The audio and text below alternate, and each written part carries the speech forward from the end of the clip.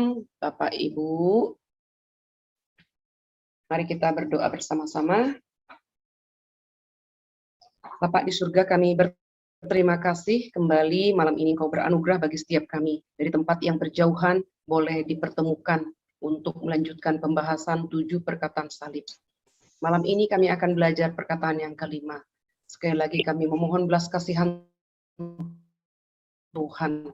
Dialah Roh Kudus yang menerangi pikiran kami yang gelap, mencelikkan mata rohani kami yang buta, membuka telinga rohani kami yang tuli, dan melembutkan hati kami yang keras terhadap kebenaran. Agar ketika kami mendengarkan pemaparan firman Tuhan, kami dapat berpikir dengan terang benderang, melihat kemuliaan Tuhan, mendengar dengan jelas, dan menerima firman itu jatuh ke dalam hati kami, dan akan bertumbuh berakar kuat ke bawah, bertumbuh menghasilkan buah berlimpah ke atas, buah-buah yang mempermuliakan Allah. Kiranya Kristus ditinggikan, dipermuliakan di dalam pemberitaan firman Tuhan, pemaparan materi pada malam hari ini. Dengarlah doa kami. Dalam nama Tuhan kami, Yesus Kristus, Tuhan dan Juru Selamat kami yang hidup, kami berdoa dan bersyukur. Amin. Ya, malam ini kita akan melanjutkan pembahasan kita, perkataan yang kelima. Perkataan yang kelima, aku haus. Mari kita membuka Alkitab bersama-sama dari Yohanes pasal yang ke-19, ayat 28 dan 29. Yohanes 19, ayat 28 sampai 29. Sesudah itu, karena Yesus tahu bahwa segala sesuatu telah selesai, berkatalah ia, supaya genaplah yang ada tertulis dalam kitab suci. Aku haus. Di situ ada suatu bekas penuh anggur asam.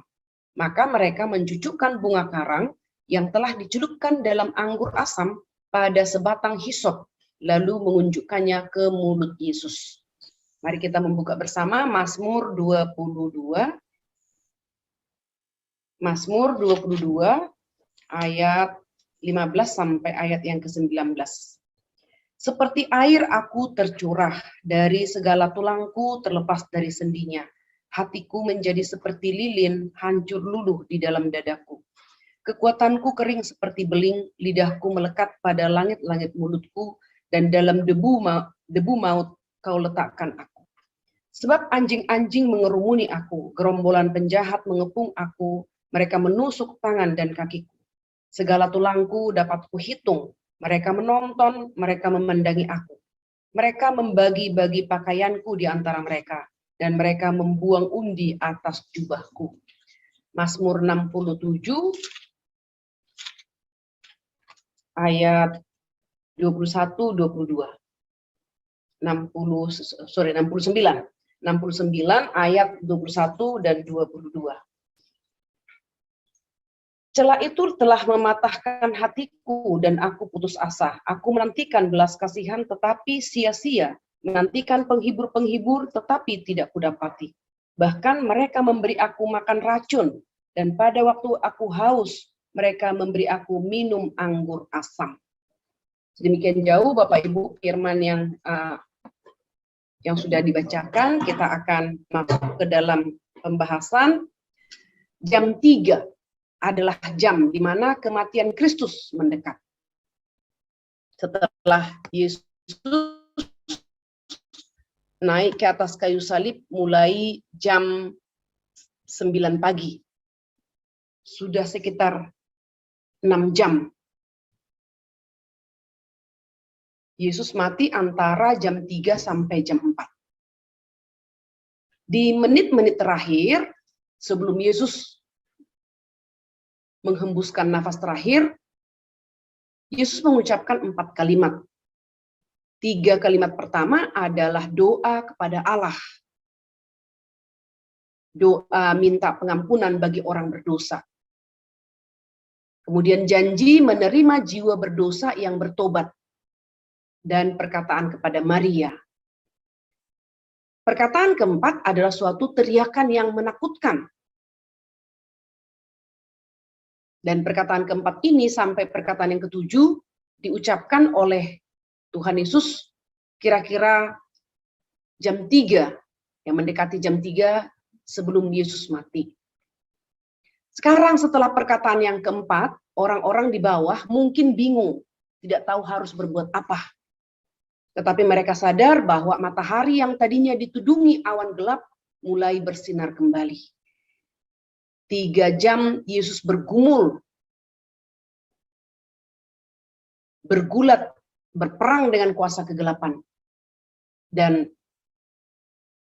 Golgota diliputi oleh kegelapan. Matahari yang adalah ciptaan tidak rela melihat penciptanya menerima ketidakadilan, perlakuan yang tidak manusiawi. Maka matahari pun ditutupi oleh awan, ditudungi oleh awan gelap. Pada waktu mereka menunggu, Yesus berteriak, Eli, Eli, lama sabachthani. Menjadi satu teriakan yang sangat mengerikan. Kita sudah belajar perkataan yang keempat. Pada saat perkataan keempat lah, Yesus menanggung semua hukuman dosa kita. Cawan murka Allah diminum habis. Hutang dosa kita dibayar lunas. Dan setelah kegelapan itu, setiap orang berpikir, apakah kegelapan itu terjadi karena dosa? Di dalam ayat yang ke-28 dikatakan sesudah itu. Sesudah apa? Yesus tahu bahwa peperangan yang paling sengit sudah dilewati selama 3 jam. Dan sesudah itu ia melihat satu hal. Segala sesuatu telah selesai. Penebusan dosa bagi umat pilihan sepanjang zaman sudah selesai pada perkataan yang keempat. Disitulah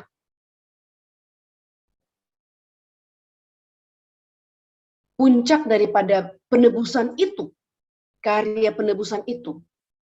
Itu sebabnya di dalam perkataan yang kelima sampai yang ketujuh, itu adalah perkataan sebelum Yesus menghembuskan nafas terakhir. Yesus berkata, sudah aku haus. Perkataan yang keenam, sudah selesai, genaplah. Dan perkataan yang ketujuh, ya Bapa, ke dalam tanganmu kuserahkan nyawa. Jadi perkataan yang keempat itulah menjadi satu tanda bahwa karya keselamatan itu sudah selesai dikerjakan. Nah, nubuatan-nubuatan tentang Mesias dan kematiannya sudah tergenapi. Sudah tergenapi. Yaitu rencana keselamatan sebelum dunia diciptakan telah digenapi. Mari kita membuka bersama-sama Efesus pasal 1. Efesus pasal 1 ayat yang keempat. Sebab di dalam Dia Allah telah memilih kita sebelum dunia dijadikan supaya kita kudus dan tak bercacat di hadapannya. Nah, jadi rencana keselamatan sejak dalam kekekalan bagi sekelompok umat pilihan telah digenapi. Adam berdosa. Ya, waktu Adam berdosa, Allah membunuh binatang, mencurahkan darah,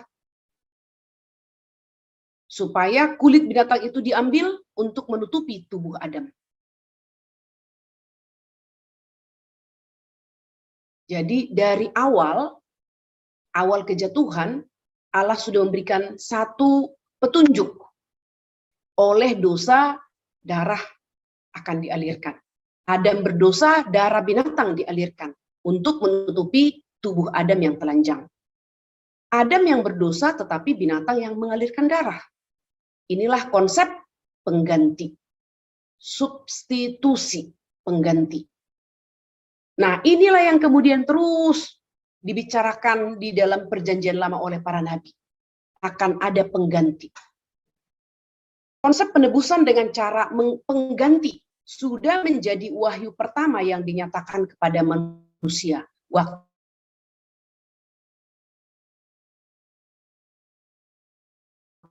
manusia berdosa. Bukan satu hal yang baru. Tapi bagi orang Israel, konsep pengganti ini sudah mereka konsep ini sudah mereka ketahui, dan ada banyak hal yang mereka lihat adanya konsep pengganti. Misalnya ketika Ishak mau dipersembahkan oleh Abraham, ada domba yang menggantikan, maka Ishak tidak jadi dibunuh dan dipersembahkan. Lalu kemudian sistem penggantian ini adalah dalam hukum seremonial daripada bangsa Israel. Dalam hukum seremonial, mereka harus membawa binatang untuk menjadi korban penghapus dosa mereka. Sebelum imam besar masuk setahun sekali ke dalam ruang Maha Kudus untuk membawa korban binatang, darah binatang dicurahkan, itu imam besar itu juga harus mempersembahkan korban bagi penghapusan dosanya sendiri. Tetapi ketika Yesus naik ke atas kayu salib, dia menjadi imam besar dan dia mencurahkan darahnya. Yesus tidak membawa korban binatang, tapi Yesus membawa korban dirinya sendiri. Dia adalah imam besar sekaligus mempersembahkan dirinya. Jadi konsep pengganti ini menjadi ketetapan Allah. Nubuatan pertama di dalam Kejadian pasal 3 ayat 15 adalah nubuatan yang diberikan oleh Allah, bukan manusia. Di dalam Kejadian pasal 3 ayat 15 kita kenal dengan proto-injil atau benih Injil, di mana Allah menubuatkan keturunan perempuan akan meremukkan kepala keturunan si ular. Nah, siapakah keturunan perempuan ini? Apakah anak Adam, anak Hawa? Bukan, karena anak Hawa yang pertama yaitu Kain, dia menerima warisan dosa dari orang tuanya, dan kita tahu spread of sin, penyebaran dosa langsung merusak keluarga. Kain membunuh Habel. Jadi jelas keturunan perempuan ini bukan Kain. Lalu dalam masa perjanjian lama, mereka para nabi terus menubuatkan, berulang-ulang menubuatkan lagi tentang keturunan perempuan ini. Mereka menduga, dan semuanya itu bukan. Nah, di dalam Yesaya pasal 7 ayat yang ke-14 dikatakan, dan dia akan dinamakan Immanuel. Jadi 700 tahun sebelum Yesus lahir, Yesaya telah menubuatkan bahwa anak perawan itu akan melahirkan laki-laki dan dia akan disebut Immanuel. Lalu Roh Kudus mewahyukan ini kepada Matius, sehingga dituliskan di dalam Matius pasal 1 ayat 23, ketika malaikat Tuhan bertemu dengan Maria, dikatakan anak yang kau kandung itu disebut Immanuel. Nah, jadi untuk memakai satu istilah yang hanya boleh dikenakan untuk anak perawan yang belum menikah. Siapakah saya? Saya adalah benih laki-laki dan perempuan, yaitu ayah dan ibu saya. Siapakah Bapak Ibu? Bapak Ibu adalah benih daripada laki-laki dan perempuan, yaitu ayah dan ibu daripada Bapak Ibu. Hanya Yesus yang adalah benih perawan. Karena waktu Roh Kudus menaungi Maria, Maria masih perawan. Maria baru bertunangan dengan Yusuf. Itu sebabnya ketika malaikat datang kepada Maria, salam hai engkau yang dikaruniai oleh Allah. Engkau akan mengandung seorang putra.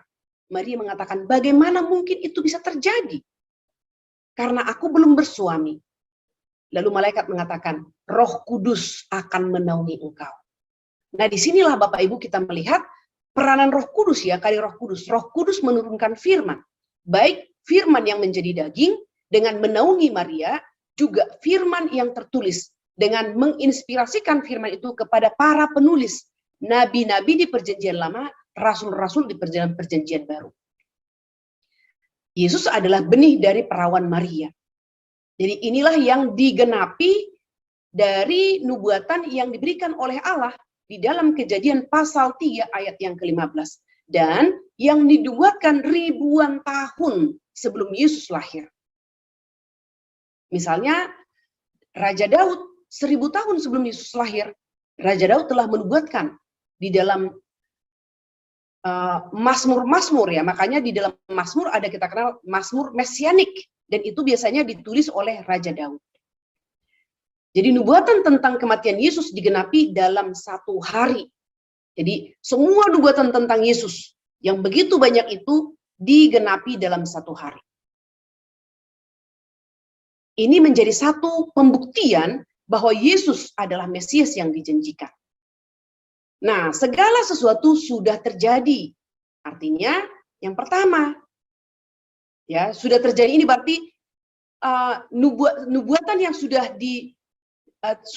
diberikan atau nubuat di masa lampau itu sudah digenapi dalam 1 hari itu. Yang pertama kita lihat, dia dijual oleh kawan-kawannya sendiri. Mazmur 55 ayat 13-15. Mari kita melihat bersama-sama. Mazmur 55. Ayat 13 sampai ayat yang ke-15. Kalau musuhku ada di tengah-tengahnya, kalau musuhku yang mencela aku masih dapat menanggungnya. Kalau pembenciku yang membesarkan diri terhadap aku masih dapat menyembunyikan diri terhadap dia. Tetapi engkau orang yang dekat dengan aku, temanku dan orang kepercayaanku. Kami yang bersama-sama bergaul dengan baik dan masuk rumah Allah di tengah-tengah keramaian. Ini digenapi dalam Matius 28 ayat 47 sampai 56. Yaitu Yesus dijual oleh muridnya sendiri, yaitu Yudas Iskariot. Berikutnya, dijual dengan 30 keping perak. Zakaria pasal yang ke-11. Zakaria pasal 11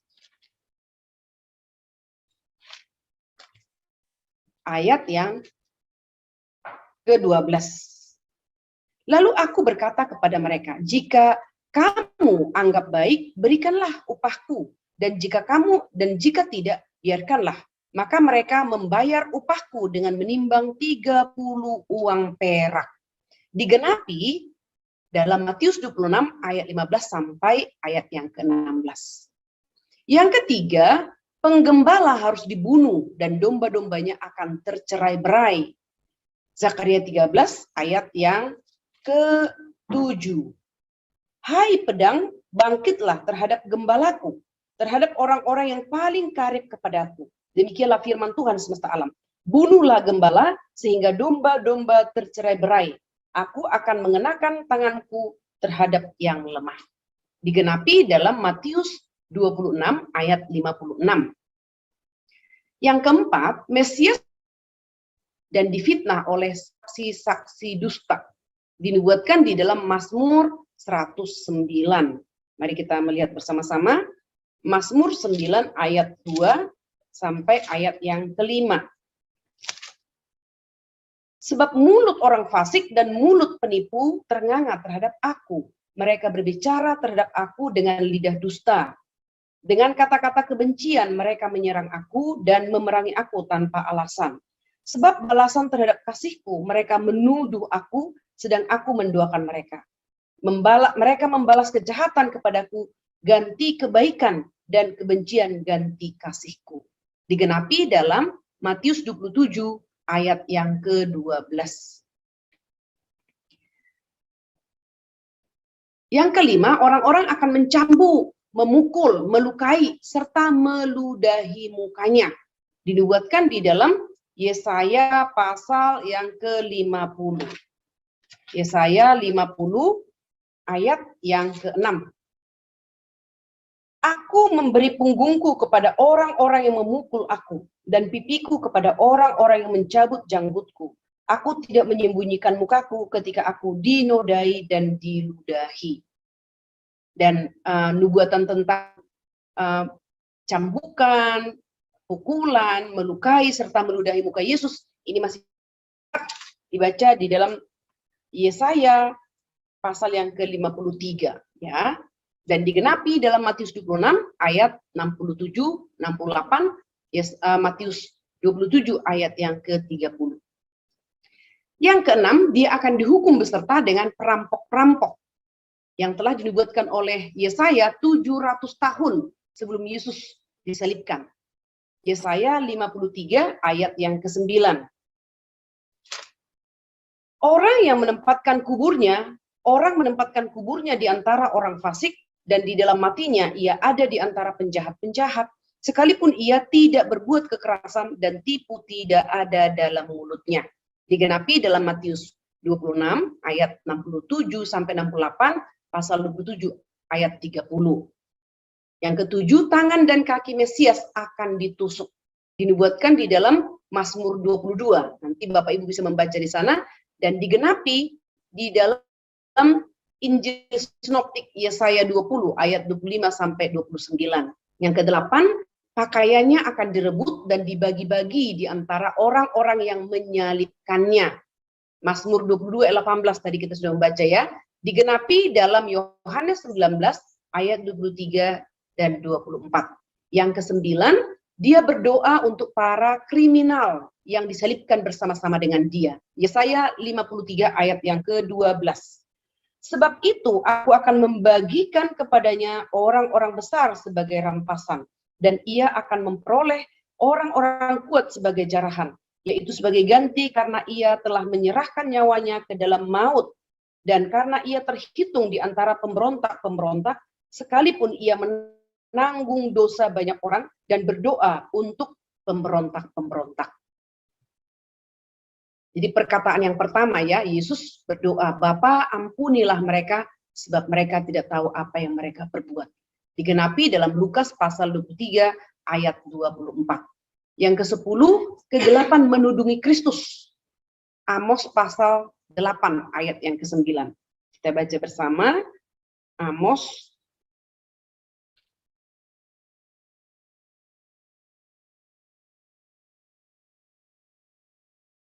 pasal yang ke-8, ayat yang ke-9.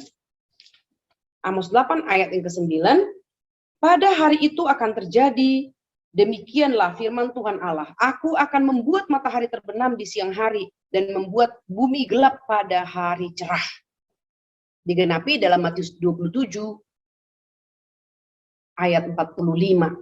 Nah, kita melihat ini ada 10 nubuatan besar yang digenapi dalam satu pribadi dan dalam satu hari.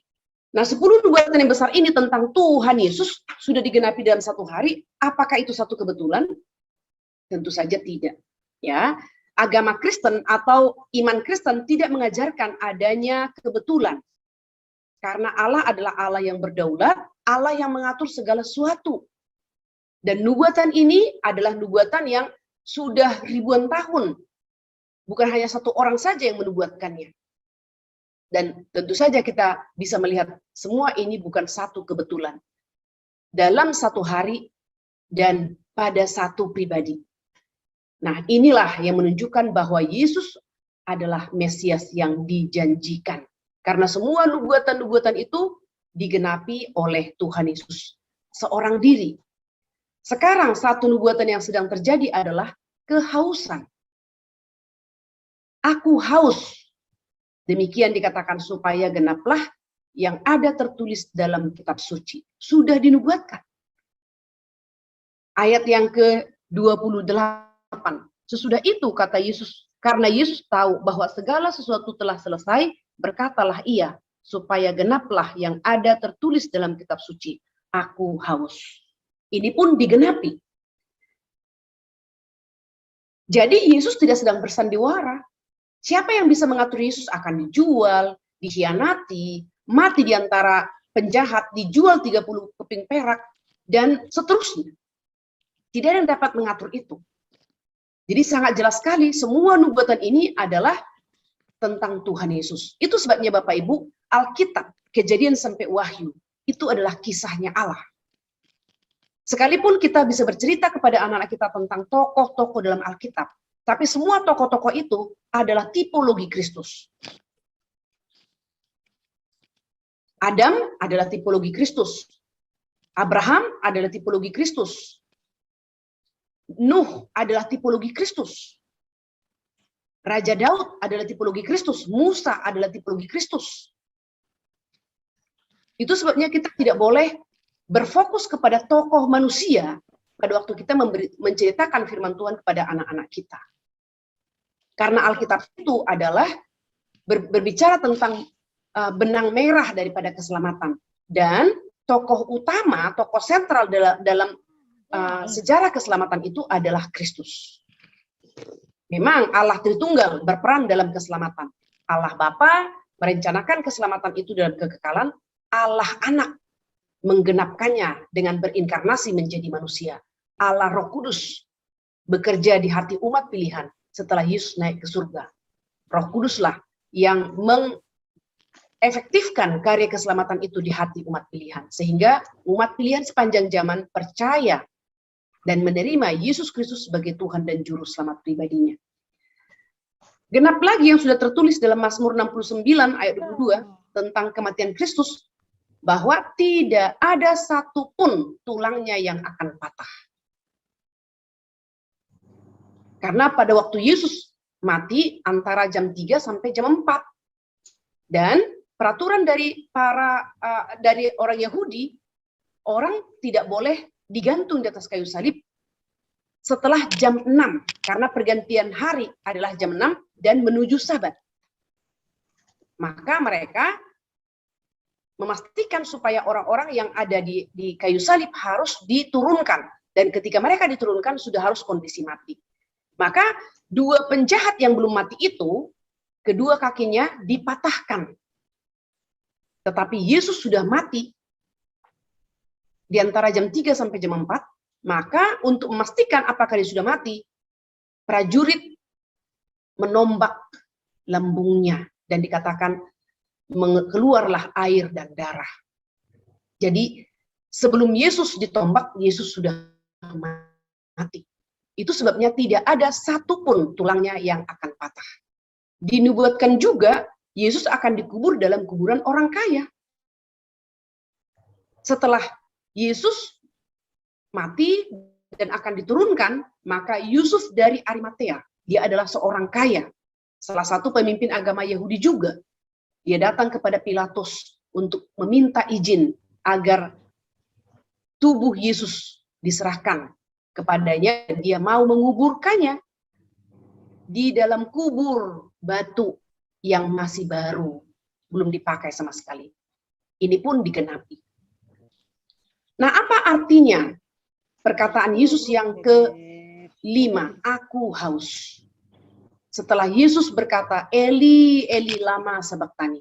Satu teriakan yang mengerikan, di mana Yesus ditinggalkan oleh Allah Bapa karena dia menerima cawan murka Allah atas dosa kita. Maka Allah yang adalah suci, Allah yang adalah kudus, Allah adalah yang membenci dosa, memalingkan wajahnya daripada Yesus. Bagaimana kita bisa memahami Allah meninggalkan Allah? Maka itu ada satu penderitaan. Kalau kita ditinggalkan Allah, itu sudah sewajarnya karena kita manusia berdosa. Tapi Yesus ketika dia menjadi manusia, dia adalah manusia satu-satunya yang tidak berdosa. Karena dia tidak menerima warisan dosa dari Maria. Maka ketika Yesus naik ke atas kayu salib, dia naik ke atas kayu salib bukan sebagai manusia berdosa. Maka ketika Allah Bapa memalingkan wajahnya, itu adalah satu penderitaan. Kita tidak akan bisa memahami hal itu karena Yesus bukan manusia berdosa. Dan yang kedua, di dalam natur ilahinya, Yesus juga adalah Allah. Ini adalah satu kesengsaraan yang tidak bisa kita pahami. Tapi mari kita mengerti. Yesus menerima kesengsaraan ini demi Bapak, Ibu, dan saya. Demi umat pilihan sepanjang zaman. Arti daripada aku haus. Ya, semua perkataan di atas kayu salib memiliki objeknya kecuali perkataan yang kelima. Perkataan pertama ditujukan kepada Bapa. Ya Bapa, ampunilah mereka, sebab mereka tidak tahu apa yang mereka perbuat. Perkataan yang kedua ditujukan kepada perampok. Hari ini, engkau dan aku akan masuk ke dalam Firdaus. Perkataan yang ketiga ditujukan kepada Maria. Inilah anakmu. Perkataan yang keempat ditujukan kepada Bapa. Allahku, Allahku, mengapa engkau meninggalkan aku? Perkataan yang keenam Tetelestai, genaplah, selesai sudah. Ditujukan kepada semua yang menunggu akan penggenapan pekerjaan Mesias. Perkataan yang ketujuh ditujukan kepada Bapa. Ya Bapa, ke dalam tanganmu kuserahkan nyawaku. Tetapi perkataan yang kelima, aku haus. Siapa berkata kepada siapa dan mengapa berkata demikian? Di antara 7 perkataan salib, kata inilah yang paling sulit dimengerti.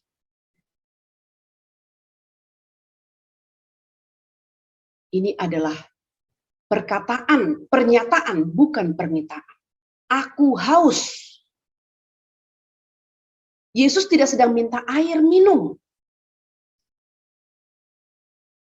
Karena kalau Yesus haus, bukan menjelang kematiannya. Mulai malam Yesus ditangkap. Diadili, dan diadili. 6 kali Yesus dipimpong, diadili malam hari itu. Sampai dia dicambuk.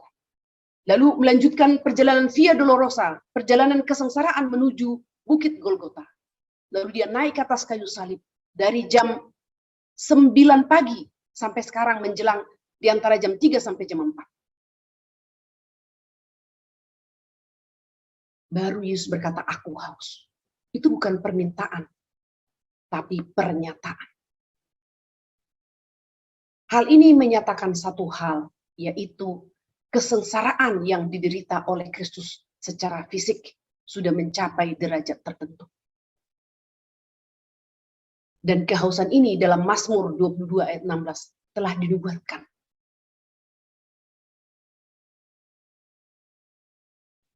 Kalau kita haus, diberikan minum, itu dapat memuaskan dahaga kita. Tapi perasaan haus yang dinyatakan oleh Yesus di atas kayu salib, itu tidak sama dengan perasaan haus yang kita rasakan. Teriakan ini menunjukkan bahwa Yesus sungguh-sungguh manusia sejati. Kalau dia bukan manusia sejati, hanya Allah sejati, maka dia tidak akan pernah merasakan haus yang tidak kita pahami ini. Nah, kita tidak akan pernah mengerti dengan tuntas kehausan apa yang dialami Yesus di atas kayu salib. Tetapi mungkin melalui cerita Lukas pasal 16, mari kita melihat bersama-sama. Lukas pasal yang ke-16. Lukas pasal 16 ayat 19 sampai 31. Saya akan membacakan untuk kita. Lukas pasal 16 ayat 19 sampai 31. Orang kaya dan Lazarus yang miskin. Ada seorang kaya yang selalu berpakaian jubah ungu dan kain halus. Dan setiap hari ia bersukaria dalam kemewahan. Dan ada seorang pengemis bernama Lazarus. Badannya penuh dengan borok, berbaring dekat pintu rumah orang kaya itu. Dan ingin menghilangkan laparnya dengan apa yang jatuh dari meja orang kaya itu. Malahan anjing-anjing datang dan menjilat boroknya. Kemudian matilah orang miskin itu, lalu dibawa oleh malaikat-malaikat ke pangkuan Abraham. Orang kaya itu juga mati, lalu dikubur. Dan sementara ia menderita sengsara di alam maut, ia memandang ke atas. Dan dari jauh dilihatnya Abraham dan Lazarus duduk di pangkuannya. Lalu ia berseru, katanya, Bapak Abraham, kasihanilah aku. Suruhlah Lazarus supaya ia mencelupkan ujung jarinya ke dalam air dan menyujukkan lidahku, sebab aku sangat kesakitan dalam nyala api ini. Tetapi Abraham berkata, anak, ingatlah bahwa engkau telah menerima segala yang baik sewaktu hidupmu, sedangkan Lazarus segala yang buruk. Sekarang ia mendapat hiburan dan engkau sangat menderita. Selain daripada itu, di antara kami dan engkau terbentang jurang yang tidak terseberangi, supaya mereka yang mau pergi dari sini kepadamu, ataupun mereka yang mau datang dari situ kepada kami, tidak dapat menyeberang. Kata orang itu, kalau demikian, aku minta kepadamu Bapa, supaya engkau menyuruh dia ke rumah ayahku, sebab masih ada 5 orang saudaraku, supaya ia memperingati mereka dengan sungguh-sungguh, agar mereka jangan masuk ke dalam, supaya jangan masuk kelak ke dalam tempat penderitaan ini. Tetapi kata Abraham, ada pada mereka kesaksian Musa dan para nabi. Baiklah mereka mendengarkan kesaksian itu. Jawab orang itu, tidak Bapak Abraham. Tetapi jika ada seorang yang datang dari antara orang mati kepada mereka, mereka akan bertobat. Kata Abraham kepadanya, jika mereka tidak mendengarkan kesaksian Musa dan para nabi, mereka tidak juga akan mau diyakinkan sekalipun oleh seorang yang bangkit dari antara orang mati. Yesus haus seperti orang kaya yang haus dan minta kepada Abraham untuk menyuruh Lazarus meneteskan air ke mulutnya. Dalam pengakuan iman rasuli dikatakan Yesus mati turun ke dalam kerajaan maut.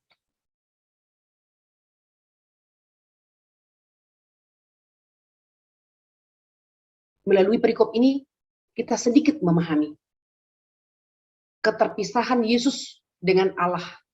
Yesus merasa haus karena memang dia menanggung hukuman dosa kita. Sekarang kita bisa mengerti, ketika manusia mati, tubuhnya kembali ke tanah, roh orang percaya langsung masuk ke dalam taman Firdaus bersama dengan Tuhan. Tetapi roh orang yang tidak percaya seperti orang kaya ini, dia sudah menerima hukuman dan menunggu nanti Yesus datang kembali. Orang percaya dan tidak percaya akan dibangkitkan. Bersama-sama akan dibangkitkan. Roh orang percaya akan disatukan dengan tubuhnya dan akan masuk ke dalam hidup yang kekal. Roh orang mati juga akan dipersatukan dengan tubuhnya dan akan menerima hukuman yang kekal, hukuman selama-lamanya. Menerima siksaan yang tiada akhir. Karena Yesus pernah haus, maka air hidup yang sesungguhnya bisa diberikannya kepada kita, sehingga kita tidak haus lagi. Mari kita membuka bersama-sama Wahyu pasal yang kelima. Wahyu pasal yang kelima. Ayat yang ke-9.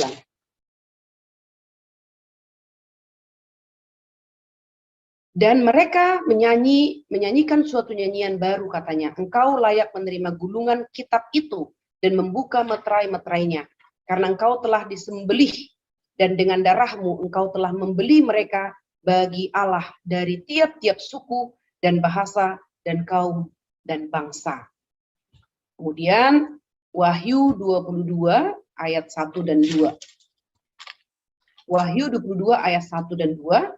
Lalu ia menunjukkan kepadaku sungai air kehidupan yang jernih bagaikan kristal dan mengalir keluar dari tahta Allah dan tahta anak domba Allah. Dan tahta anak domba itu. Di tengah-tengah jalan kota itu, yaitu di seberang menyeberang sungai itu, ada pohon-pohon kehidupan yang berbuah 12 kali, tiap-tiap bulan sekali. Dan daun pohon-pohon itu dipakai untuk menyembuhkan bangsa-bangsa. Ayat yang ke-17. Roh dan pengantin perempuan itu berkata, marilah.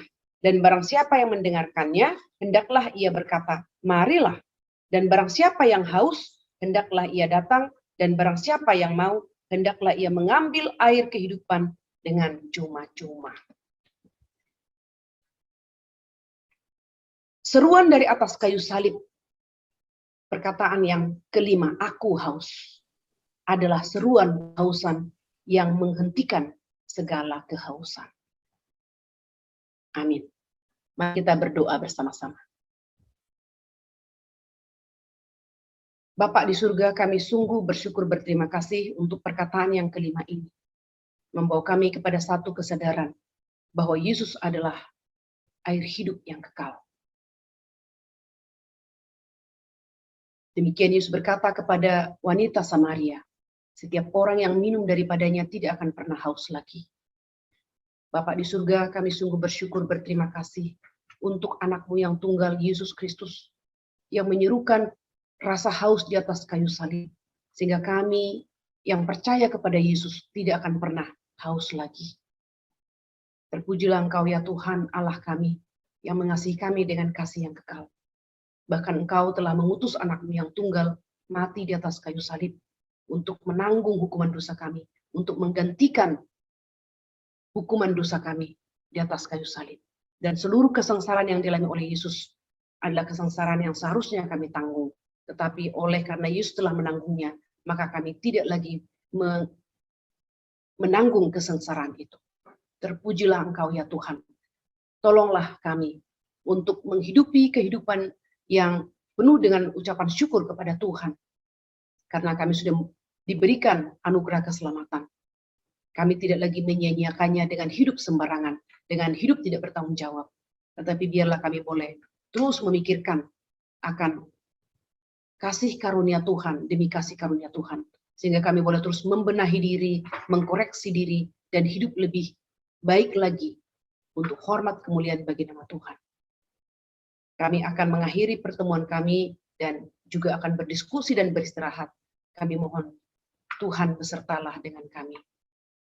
Dalam nama Tuhan kami Yesus Kristus, Tuhan dan Juru Selamat kami yang hidup, kami berdoa dan bersyukur.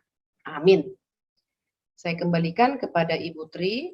Yang menarik Bu, saya ingat beberapa waktu lalu ada posting teman saya di Facebook mengenai kematian Tuhan Yesus. 3 hari Tuhan Yesus itu kemana begitu ya. Dan dia ada memposting di dalam 1 Petrus 3 ayat 19 sampai 20. Kemudian 1 Petrus 4 ayat 6. 1 Petrus 4 ayat 6. Ini mungkin saya di kolom chat ya, Bu. Ya. Jadi dikatakan di dalam Alkitab, ya memang Alkitab kita LAI menulis demikian Bu, 1 Petrus 3 ayat 19 sampai 20. Dan di dalam roh itu juga ia pergi memberitakan Injil kepada roh-roh yang dipenjara, yaitu kepada mereka yang dahulu pada waktu tidak taat kepada Allah.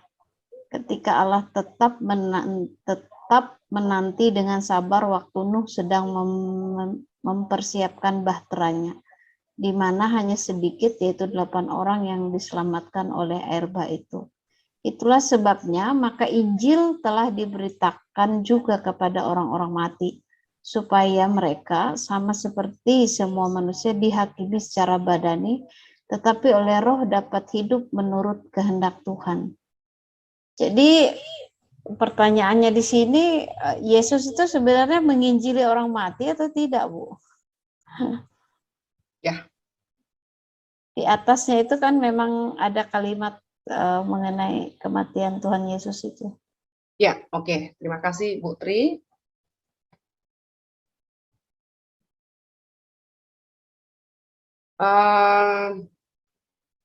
Alkitab kita konsisten ya, jadi tidak ada penginjilan terhadap orang mati, baik dalam perjanjian lama maupun perjanjian baru. Ketika Yesus mati, itu sama seperti semua manusia pada waktu mati, karena Yesus adalah manusia sejati, Allah sejati. Jadi tubuhnya ke dalam kubur, rohnya langsung bersama dengan penjahat itu, ya kan? Masuk ke Firdaus. Di Firdaus. Betul. Jadi waktu bangkit, sama seperti kebangkitan nanti, Yesus itu menjadi satu contoh. Bagaimana nanti kebangkitan ketika Yesus datang kembali. Rohnya dipersatukan dengan tubuhnya. Dan tubuh Yesus menjadi tubuh kemuliaan, tubuh kebangkitan. Menjadi juga contoh bagi kita. Seperti apa kita nanti kalau pada waktu bangkit. Begitu. Ya, lalu dari kalimat ini bagaimana Bu kita menyikapinya, Bu?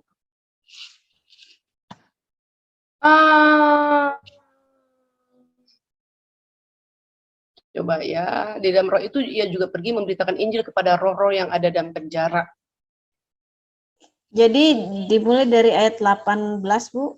Sebab juga Kristus telah mati sekali untuk segala dosa kita. Ia yang benar untuk orang-orang yang tidak benar, supaya ia membawa kita kepada Allah. Ia yang telah dibunuh dalam keadaannya sebagai manusia, tetapi yang telah dibangkitkan menurut roh. Dan di dalam roh ia juga pergi memberitakan Injil kepada roh-roh yang di dalam penjara. Kalau saya ingat dulu ini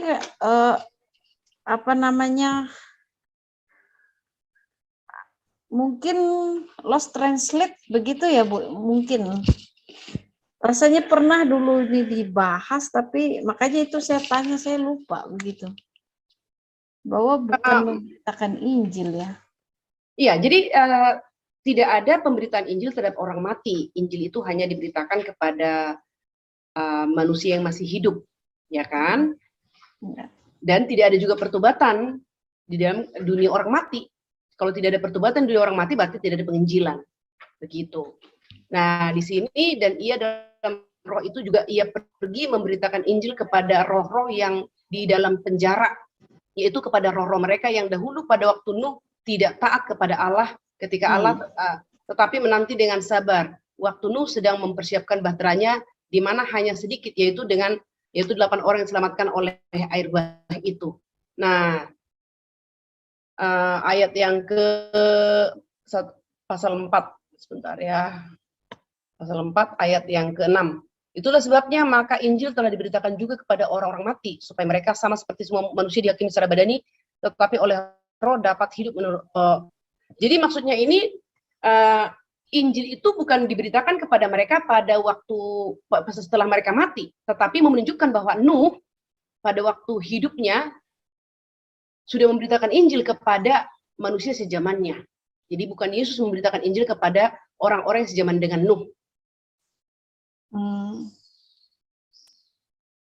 Iya, kalau saya berpikir juga postingan teman saya itu juga seakan-akan bahwa orang mati itu bisa diinjili begitu. Cuman saya nggak komentar begitu karena mungkin kan ya juga saya menjadi berpikir kemanakah Yesus 3 hari ketika sebelum bangkit kan begitu. Ya, waktu dikuburkan. Ya, karena kita sudah belajar tentang kematian tentang kematian ya. Jadi hal ini sangat mudah kita pahami bahwa Yesus mati sama seperti manusia mati. Tubuhnya ke dalam tanah, rohnya langsung bersama dengan Tuhan. Itu sebabnya di dalam perkataan yang kedua Yesus langsung berkata, hari ini juga engkau dan aku akan masuk ke dalam taman Firdaus. Iya. Dan yang memposting ini Bu adalah pendeta dan juga dosen. Ya. Nah, itulah Bu, kadang-kadang kalau kita tidak memiliki pemahaman yang tuntas, kadang kita dalam satu hal kita bisa clear berpikir satu hal menjadi abu-abu begitu. Nah, tapi dalam hal ini ketika kita sudah memahami bahwa kematian manusia ya, bukan hanya kematian orang percaya, tapi kematian manusia statusnya adalah tubuh kembali ke tanah karena berasal dari tanah, rohnya kembali kepada Tuhan. Yang percaya bersama dengan Tuhan, yang tidak percaya sama seperti orang kaya dalam perumpamaan Lazarus dan orang kaya tadi. Begitu.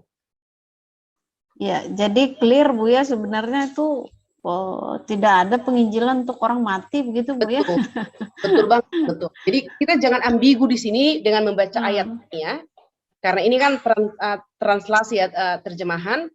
Dan tentu saja kita tidak boleh hanya membaca perikop ini, kita harus melihat referensinya begitu.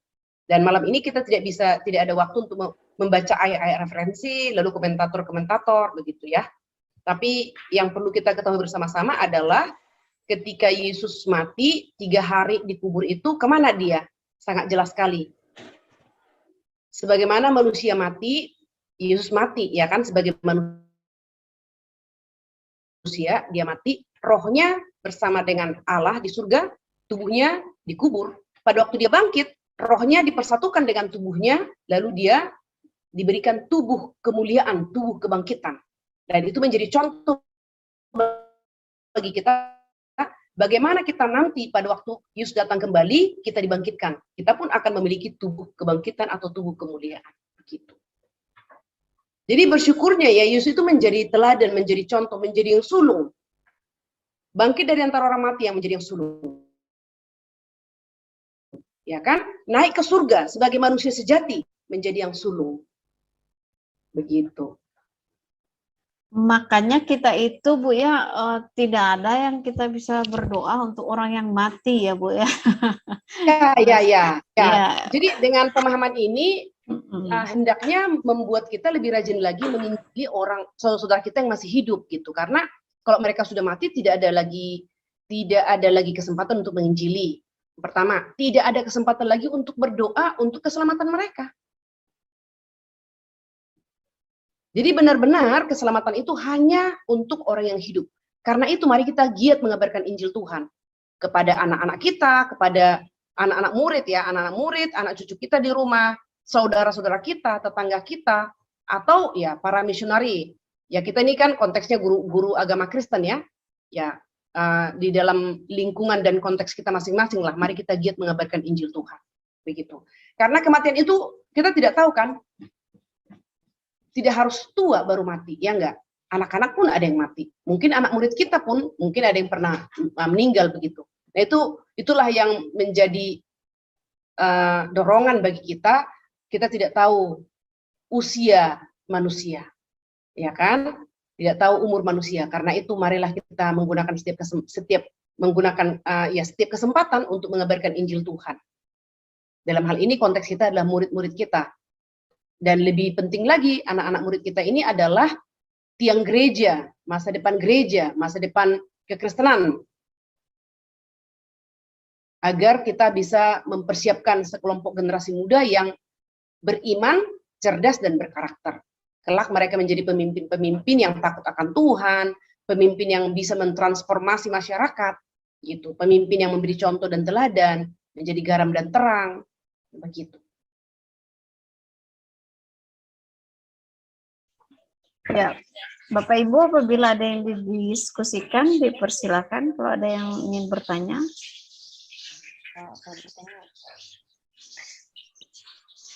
Bu Sumini. Menarik sekali dari penjelasan Ibu Epi tadi ya, yang masalah konsep pengganti ya, istilah diganti domba itu ya. Manusia diganti dengan darah Yesus di kayu salib ya. Yang saya tanyakan, berarti bolehlah kita berbuat dosa karena sudah dikonsep dengan pengganti oleh darah Yesus. Seperti mereka Islam ya, waktu berpuasa mereka bertobat. Setelah itu bisa juga bagaimana pemahaman seperti itu, Bu? Ya, baik Ibu Sumini ya. Jadi konsep penggantian ini seharusnya kita tarik kepada ucapan syukur. Sebagai ucapan syukur kita, harusnya kita melakukan segala sesuatu dengan bermutu dan berkualitas. Karena sebagai ucapan syukur. Bukan sebaliknya, karena saya sudah mengalami substitusi penggantian, maka saya bisa bebas. Tidak, karena tetap Tuhan menghukum umatnya ya. Kalau kita berdosa, Tuhan juga menghukum umatnya. Itu terbukti bangsa Israel dibuang ke Mesir, Bu. Dibuang ke Babel, Bu, 70 tahun. Kerajaan utara dibuang ke Asyur dan tidak pernah ada lagi kerajaan utara. Kerajaan selatan dibuang ke Babel.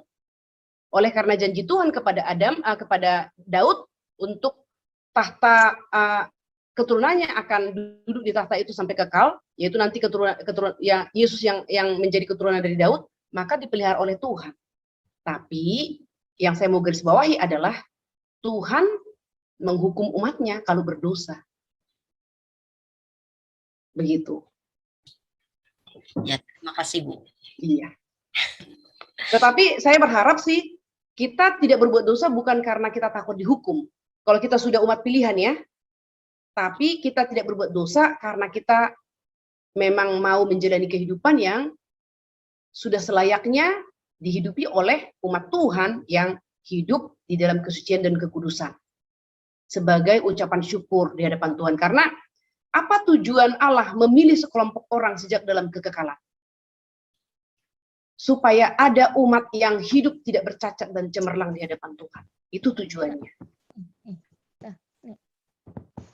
Terima kasih, Bu. Baik, Bu Sumini.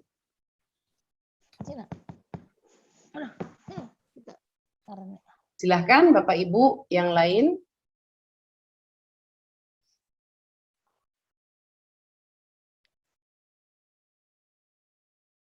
Bu masih mute. Apakah ada Bapak Ibu? Bu, untuk sistem penggantian tadi itu saya masih kurang jelas dalam hal logikanya, Bu. Gimana, Bu? Jadi penggantian itu sebenarnya sudah dimulai dari Adam ya. Jadi Allah yang menetapkan oleh dosa, maka penggantian itu akan mencurahkan darah. Adam yang berdosa, binatang mencurahkan darah. Karena binatang itu harus dibunuh supaya dapat kulitnya untuk menutupi tubuh Adam yang telanjang.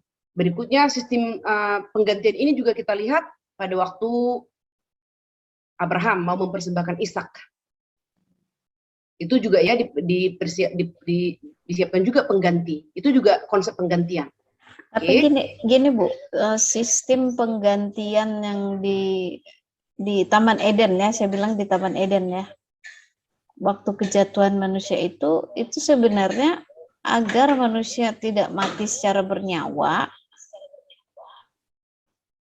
dalam hal ini fisik gitu kan, atau penggantian yang lain, Bu. Kan kematian itu kan ada dua ya, kematian fisik ya, dengan kematian secara rohani. Nah, itu maksudnya, Bu. Jadi penggantiannya itu untuk mengganti yang kematian. Sebenarnya itu simbol sih Bu. Itu tidak bisa kita pikirkan secara letterlek ya. Itu simbol. Jadi Allah sedang membangun satu konsep gitu. Oleh dosa, maka darah untuk karena dosa maka harus ada darah yang dicurahkan gitu.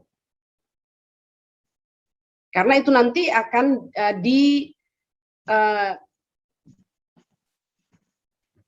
seperti diresmikan begitulah ya, bahwa akan selalu saja kamu memberikan korban yang dicurahkan darahnya untuk mengganti dosamu.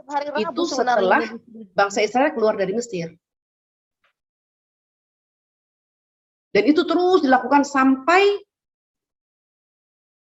sebelum Tuhan Yesus mati di atas kayu salib. Jadi waktu di padang gurun mereka sudah mulai melakukan hal itu. Sampai karena sudah ada kemah suci kan. Sampai ke tanah Kanaan, mereka Salomo membangun bait Allah juga bangunannya persis seperti kemah suci, yaitu ruang Maha Kudus, ruang kudus pelataran. Begitu. Dan itu juga Tuhan sudah menanamkan konsep ruang Maha Kudus itu hanya imam besar yang boleh masuk ke sana. Dan imam besar ini adalah membawa korban pengganti dosa umat Tuhan satu sekali setahun, menunjukkan betapa sulitnya masuk ke sana. Nah, si imam besar ini menjadi pengganti manusia di hadapan Tuhan, perantara ya kalau kita menggunakan. Nah, maka ini semua adalah bayang-bayang, klimaksnya adalah pada waktu Yesus mati. Oh, jadi kita memang dalam hal pelaksanaan dari tugas Yesus turun ke dunia begitu, memang tidak bisa kita lepaskan ya Bu ya dari budaya yang terbentuk di Perjanjian Lama, begitu ya. Baik, langsung kita bicara lah bangsa Israel begitu. Termasuk juga peristiwa di Taman Eden itu Bu ya. Kan waktu di Taman Eden itu belum ada bangsa Israel. Betul. Ya. Tapi kita lihat di sinilah kita lihat ya, Alkitab itu bisa sinkron dari Kejadian sampai Wahyu karena ya Roh Kudus menjadi pengarangnya begitu kan. Sehingga semua diarahkan, mulai dari Musa penulis pertama sampai kepada Yohanes penulis terakhir. Itu sinkron. Alkitab itu adalah kisahnya Allah, bukan kisah manusia, itu kisahnya Allah. Dan kisah Allah ini lebih spesifik lagi adalah berbicara tentang sejarah keselamatan, benang merah keselamatan gitu. Jadi kalau dilihat dari peristiwa Taman Eden itu sebenarnya Allah sudah menyelamatkan begitu Bu? Bukan menyelamatkan, tapi merencanakan ya. Merencanakan, tapi memberikan menubuatkan keselamatan gitu ya. Dan itu nubuatan itu digenapi secara